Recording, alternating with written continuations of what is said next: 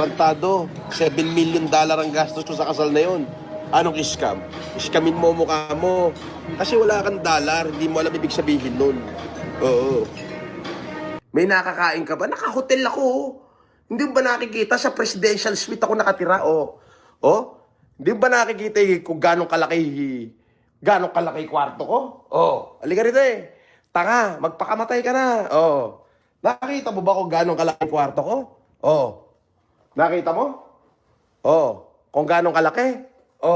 Presidential suite yan. Ayan tapos may pinto pa rito. Taka rito, bobo. Ikaw, putay sa'yo, nakatira ka saan? Nakita mo ba? Nakita mo ba kung gano'ng kalaki? Ha? Kwarto na may kwarto. Tanga!